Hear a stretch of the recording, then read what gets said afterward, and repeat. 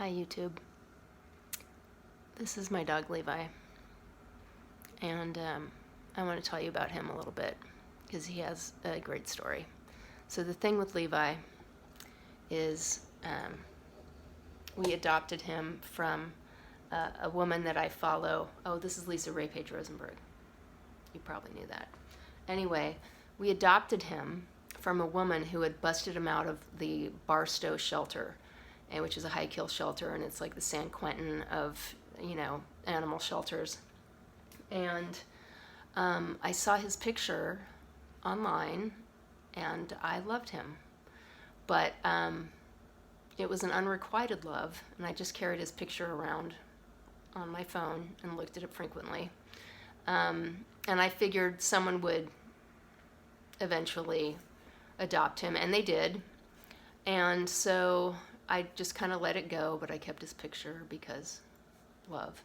And maybe a month later, he showed back up on this rescue feed, and so I immediately contacted Terry, the woman who owns it, and said what's going on with the dog. And she said he was returned from the people that adopted him through no fault of his own, but that they were looking for a different home.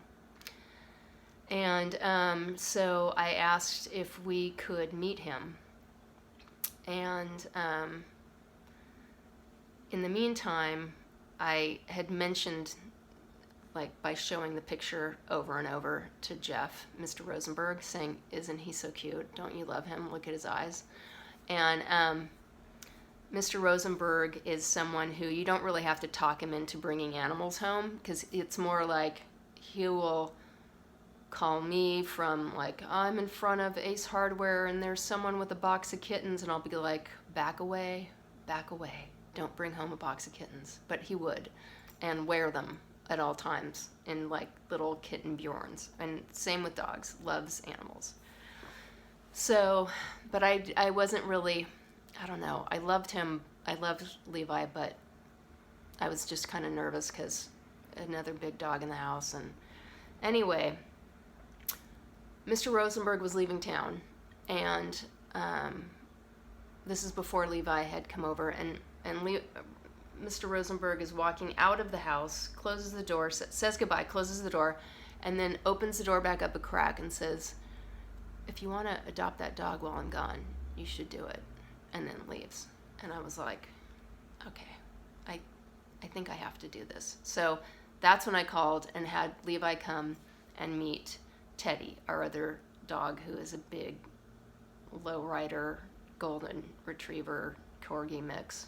He's super short legs and puffy, and God, he's cute. Anyway, wanted to make sure they got along, and they met and just started walking along down the sidewalk together, and were just instantly attached. And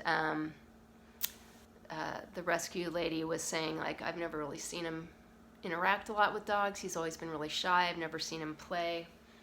And so we took him in the backyard with Teddy, and he started playing. And Levi was playing, and the rescue lady was crying because she was so happy. And I was like, yeah, you're not leaving with him. He's staying here now forever. And she told me a story about Levi. And here, let me just get him in the shot a little.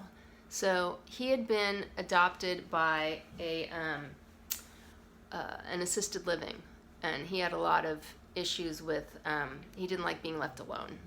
And so assisted living was perfect because there's always a million people there. But they couldn't get someone that worked there to take ultimate responsibility for him. So that's why she had to take him back, because she needed someone to sign off on him. But one of the things that happened while he was there is he used to walk around from room to room on the first floor and see the residents. They would leave their doors cracked open so Levi could come in. And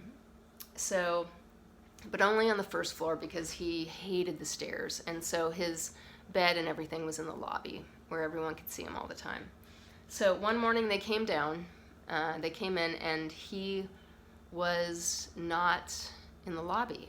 And so they started looking for him room to room. They could not find him. And they went in the kitchen, they went everywhere. They figured he must have gotten out because there's no way he would have gone up the stairs because they completely freaked him out. And they still sort of do, stairs. But anyway, so they looked everywhere. They couldn't find him. They looked on the second floor. They couldn't find him. And finally, they were like, well, there's no way, but we'll look on the third floor. And they went room to room. And they found him at the foot of the bed of a woman who had passed overnight. So he had gone up there to be with her while she was on her way out. And so he's, animals know stuff. And Levi is one of those animals that knows a lot of stuff. And so he's also intuitive about if you're injured or if you're having a hard time. There was a time where I had a concussion and I was really dizzy for a few weeks, and I had like a dizzy spell, and I laid down on the bed really quick, and he ran into the room and laid his head on top of my head. So that's the kind of thing that he does, which he's never done before or since. But if you have hurt yourself, he will know. So if Bob comes home from school and Levi comes over to him and starts licking his right knee, I'll say, what did you do to your knee today? And he'll say, oh, I hurt it at PE playing flag football or something. Like, it's not even a question. Obviously, you hurt yourself there because Levi is telling me you did. Anyway, he's a nice guy. And he makes a lot of groaning noises. And we don't really know how old he is, but the doctors think he's probably 10 to 12. I'm hoping he's more like 1 to 2 and just went gray early. That is my hope, because I would like to have him around for a long time, and I know his best friend Teddy would like to have him around for a long time too. He has put on 25 pounds since we've gotten him, so he's a big dog who had been, I think, on the street for a while. Anyway, he's a special guy, and I just wanted to tell you about him because I love him, and that's my dog story for today. So please like, comment, subscribe, hit the bell, do all those YouTube-y things, and thank you for hanging out with me. And this guy, look at that face. Look at him. Can you see him? No? Here we go. There. Oh, hi. God, he's so cute.